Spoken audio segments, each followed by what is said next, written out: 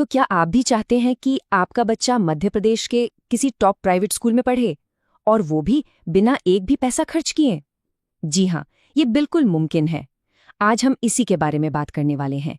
शिक्षा का अधिकार यानी आरटीई कानून, और इसके तहत 2026-27 के लिए जो मुफ्त एडमिशन की प्रक्रिया है ना, उसे हम स्टेप बाय स्टेप समझेंगे। जरा सोचिए, एक बढ़िया प्राइवेट स्कूल की पढ़ाई और उसका सारा का सारा खर्च उठाएगी सरकार। जी, ये कोई सपना नहीं है, ये हकीकत है। और ये हकीकत बनी है शिक्षा के अधिकार कानून की वजह से। तो चलिए समझते हैं कि इस सुनहरे मौके का फायदा आखिर उठाया कैसे जाए। तो ये सब मुमकिन हुआ है शिक्षा का अधिकार अधिनियम 2009 की वजह से। देखिए, इस कानून में एक बहुत ही खास बात है। इसके मुताबिक हर प्राइवेट स्कूल को अपनी एंट्री लेवल क्लास की 25% सीटें यानी 1/4 सीटें समाज के वंचित और कमजोर वर्ग के बच्चों के लिए रिजर्व रखनी पड़ती हैं। और हाँ, ये एडमिशन बिल्कुल मुफ्त होता है।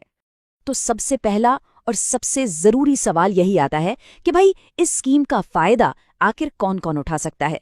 चलिए, सबसे पहले हम एलिजिबिलिटी यानी पात्रता की जो शर्तें हैं उन्हीं को समझ लेते हैं। देखिए, एलिजिबिलिटी को ना 2 मेन कैटेगरीज में बांटा गया है। पहली है वंचित समूह। इसमें कौन कौन आता है? इसमें आते हैं अनुसूचित जाति यानी एससी, अनुसूचित जनजाति एसटी, और कुछ दूसरी पिछड़ी जातियां। और दूसरी कैटेगरी है कमजोर वर्ग की। इसमें बीपीएल कार्ड वाले परिवार, अनाथ बच्चे और वो बच्चे शामिल हैं जिन्होंने दुर्भाग्य से कोविड-19 में अपने माता पिता को खो दिया। अच्छा, कैटेगरी के अलावा एक और चीज़ है जो बहुत ज़रूरी है, और वो है बच्चे की उम्र। यहाँ एक कट ऑफ डेट है, 30 सितंबर 2026। इस तारीख तक नर्सरी के लिए बच्चे की उम्र 3 साल से लेकर 4 साल 6 महीने के बीच होनी चाहिए। KG 1 के लिए ये उम्र 4 साल से 5 साल 6 महीने है, और अगर क्लास 1 में एडमिशन चाहिए तो उम्र 6 साल से 7 साल 6 महीने के बीच होनी चाहिए। तो अगर हम एलिजिबिलिटी की ये शर्तें पूरी करते हैं तो हमारा अगला स्टेप क्या होगा? वो है सारे ज़रूरी कागजात तैयार करना। यकीन मानिए, ऑनलाइन फॉर्म भरते वक्त ये सारे डॉक्यूमेंट्स अगर हाथ में हो ना, तो काम बहुत आसान हो जाता है। तो चलिए एक चेकलिस्ट बना लेते हैं। क्या क्या चाहिए? सबसे पहले तो निवास का प्रमाण, जैसे आधार, वोटर आईडी या राशन कार्ड। फिर बच्चे का आधार कार्ड और जन्म प्रमाण पत्र। अच्छा, अगर वंचित समूह से हैं तो जाति प्रमाण पत्र लगेगा, और कमजोर वर्ग से हैं तो बीपीएल कार्ड। और हाँ, अगर कोई और खास स्थिति है तो उसका सर्टिफिकेट भी रेडी रखना होगा। पहले से ये सब तैयार कर लेंगे तो आवेदन का प्रोसेस मक्खन की तरह निकल जाएगा। और ये देखिए, कुछ ऐसा दिखता है ऑनलाइन एप्लीकेशन फॉर्म का पहला पेज जो पोर्टल पर मिलेगा। पहली नज़र में शायद थोड़ा मुश्किल लगे, पर घबराने की बिल्कुल ज़रूरत नहीं है। आगे हम इसे भरने के जो स्टेप्स हैं उन्हें भी एक एक करके समझेंगे। चलिए, अब आते हैं सबसे ज़रूरी हिस्से पर, यानी ऑनलाइन एप्लीकेशन का पूरा प्रोसेस और उसकी इम्पोर्टेंट डेट्स। एक बात याद रखिएगा, इन तारीखों को भूलने की गुंजाइश बिल्कुल नहीं है। और ये जो भी जानकारी है ना, ये 100% ऑफिशियल है। स्क्रीन पर जो आप देख रहे हैं वो राज्य शिक्षा केंद्र मध्य प्रदेश का ऑफिशियल सर्कुलर है। इसमें सारी तारीखें एकदम साफ साफ लिखी हैं ताकि पूरा का पूरा प्रोसेस ट्रांसपेरेंट रहे। तो इन तारीखों को जरा ध्यान से देख लीजिए। ऑनलाइन एप्लीकेशन शुरू होगी 13 मार्च से और चलेगी 28 मार्च तक। जैसे ये खत्म होगा, फौरन 30 मार्च तक अपने सारे डॉक्यूमेंट्स वेरीफाई करवाने होंगे। इसके बाद 2 अप्रैल को ऑनलाइन लॉटरी निकलेगी, और फिर 3 अप्रैल से 15 अप्रैल के बीच स्कूल में एडमिशन की सारी फॉर्मेलिटीज पूरी करनी होंगी। एक बात बिल्कुल साफ समझ लीजिए, एप्लीकेशन का तरीका सिर्फ और सिर्फ ऑनलाइन है। ऑफिशियल वेबसाइट है rteportal.mp.gov.in।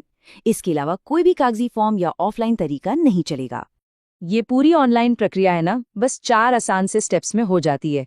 स्टेप 1, पोर्टल पर अपने मोबाइल नंबर से रजिस्टर कीजिए।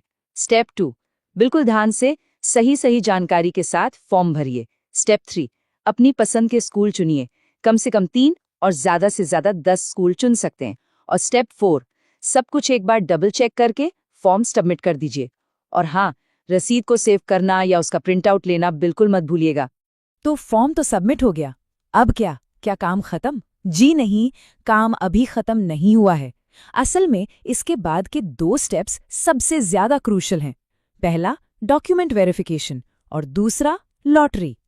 और इस बात पर खास ध्यान दीजिए, ऑफिशियल गाइडलाइंस में ये साफ साफ लिखा है, निर्धारित समय के भीतर नामित केंद्र पर दस्तावेजों का सत्यापन नहीं होने पर आवेदन स्वतः रद्द कर दिया जाएगा। मतलब अगर आपने टाइम पे डॉक्यूमेंट्स वेरीफाई नहीं कराए तो आपका फॉर्म कैंसिल, सारी मेहनत पर पानी फिर जाएगा। तो इस बात को गांठ बांध लीजिए, जैसे ही ऑनलाइन फॉर्म भरा उसकी रसीद और सारे ओरिजिनल डॉक्यूमेंट्स लेकर सीधे पास के वेरिफिकेशन सेंटर पर पहुंचना है। ये सेंटर ज्यादातर जन शिक्षा केंद्र या सरकारी स्कूलों में ही होते हैं। वहां आपके डॉक्यूमेंट्स को ऑनलाइन वेरीफाई किया जाएगा। अच्छा, अब वेरिफिकेशन के बाद क्या होता है? मान लीजिए किसी स्कूल में 25% रिजर्व सीटों के लिए उससे कहीं ज्यादा एप्लीकेशन आ गई, तब क्या होगा? तब होता है सीटों का बंटवारा, एक ऑनलाइन लॉटरी के जरिए। ये पूरी तरह से कंप्यूटर से होने वाला ड्रॉ है, एकदम ट्रांसपेरेंट, ताकि किसी के साथ भी कोई नाइंसाफी ना हो। चलिए, अब हम इस पूरे प्रोसेस के बिल्कुल आखिरी पड़ाव पर आ गए हैं। मान लीजिए लॉटरी में नाम आ गया, स्कूल भी मिल गया, तो अब अगला कदम क्या होगा? जैसे ही लॉटरी का रिजल्ट आएगा, आपके रजिस्टर्ड मोबाइल नंबर पर एक एसएमएस आ जाएगा। इसी एसएमएस से आपको पता चलेगा कि बच्चे को कौन सा स्कूल मिला है। और हाँ, एसएमएस मिलने के बाद ज्यादा इंतजार करने का समय नहीं होगा। स्कूल में एडमिशन की प्रक्रिया पूरी करने के लिए 3 अप्रैल से 15 अप्रैल 2026 तक का ही समय मिलेगा, तो इस टाइम फ्रेम का खास ध्यान रखना है। तो ये रहा आपका फाइनल एक्शन प्लान। सबसे पहला काम, आरटी पोर्टल पर जाकर अलॉटमेंट लेटर डाउनलोड करना है। दूसरा, उस लेटर और सारे ओरिजिनल डॉक्यूमेंट्स के साथ जो स्कूल मिला है वहां पहुंचना है और एडमिशन की फॉर्मेलिटीज पूरी करनी है।